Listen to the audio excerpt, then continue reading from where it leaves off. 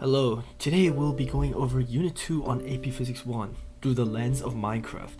We'll be going over forces and free body diagrams, as well as Newton's 3 laws. I'll be leaving out a few things because it's quite hard to get it on there, but let's begin. So starting with forces and free body diagrams. Let's begin with a force. A force is an influence that causes an object to change its velocity. A change in velocity is also called acceleration. According to Newton's second law, force equals mass times acceleration. This will be important a bit later on.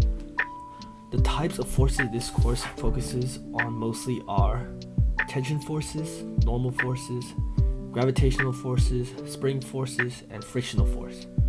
Right now, the important ones to focus on are tension, normal, and gravitational.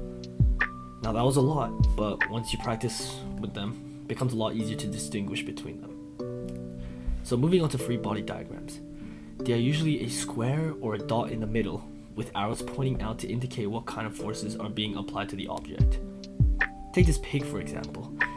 It is experiencing gravitational force, but since it's also standing still, it means that it is experiencing normal force as well. So how do we know how much gravitational or normal force there is? That's where second rule comes in. If a thing is not moving or is moving at a constant speed, the net force on the thing is zero. So why is that important? Well, looking back at the pig, since the pig is not moving, we can assume that the normal force minus the gravitational force, since they are going in opposite directions, equals zero. So then we can assume that the force of gravity and the normal force equal each other.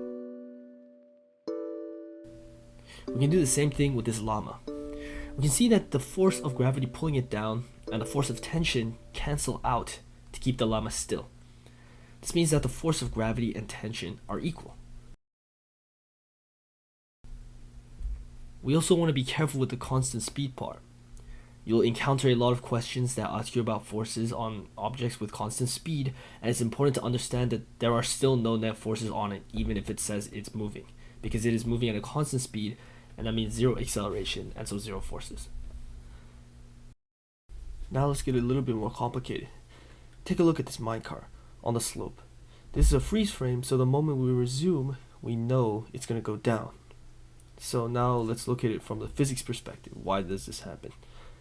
The gravity force points straight down. That's always going to be true. Now the normal force is a little bit different. The normal force always points perpendicularly from the floor. So it will actually point at a diagonal in this case. Now we see why the minecart goes down. Because the forces are now imbalanced and there's a force on the right that isn't being counteracted, therefore accelerating the minecart in that direction. So now how do we find how much the minecart is accelerating by? This is where we incorporate trig. All forces are vectors, so we can think of the forces as in a grid, with each vector having an x and y component. So this is where we can get a little bit more confusing, but gravity is a force that we know the value to, but this unknown normal force is something we have to figure out. So oftentimes, it's actually better to make the normal force align with our grid, because this actually gets rid of one of the components on the unknown vector. So this means that we rotate the grid to match the normal force and the rails. So now the normal force has no x component vector and only y components. This means now that gravity now has both an x and y component. The y acceleration of the minecart is now technically zero. In that regard, the net forces of the y component also equal zero. So the normal force subtracted by the y component is zero. Well, what is that component?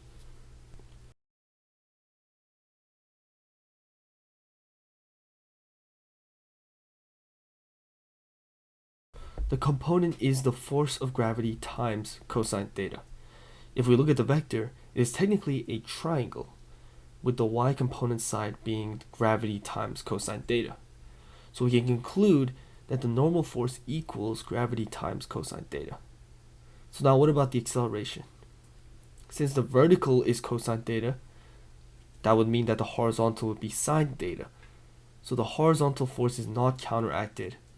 Therefore, that is the net force. And so net force equals the force of gravity times sine theta. So to find the acceleration, force equals mass times acceleration. So some simple algebra will give you that gravity times sine theta equals the acceleration of the minecart. So that was a lot, but it's again something practice will help you with. Just remember that rotating the graph toward the force vector you need to figure out is a good first step. So now let's go over the 3 laws of motion by Newton. So the first law is that an object will not change its motion unless an outside force acts on it. This is also known as the law of inertia. So basically, if this minecart will stay still until a force, like myself, acts on it and moves it. And in that case, it also keeps moving until it gets stopped by another force, like friction. And that's why it will stop like this. Just like that. So now the second law of motion is the force on an object is equal to its mass times its acceleration.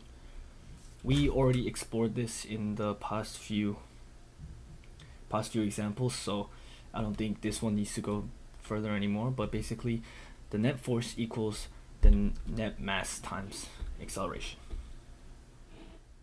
And now the third law is that when 2 objects interact, they apply forces to each other of equal magnitude and in the opposite directions. So this is basically the law that's called action and reaction. And basically it means if I were to push this minecart, the force that I put on the minecart is exactly equal to the force that the minecart puts on me. Now this might be a little bit confusing because when I pushed the minecart went out a lot, but I didn't.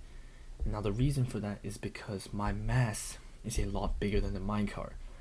And since force is inversely related to mass, since F equals ma, and therefore F over m equals a, if my mass is bigger, I accelerate a lot less than the minecart. So the forces that we both experience are equal, but the acceleration that we get are not the same. Same with, for example, a fly getting hit by a truck. The truck's mass is so huge that the truck accelerates barely any, but the fly takes a lot of the acceleration.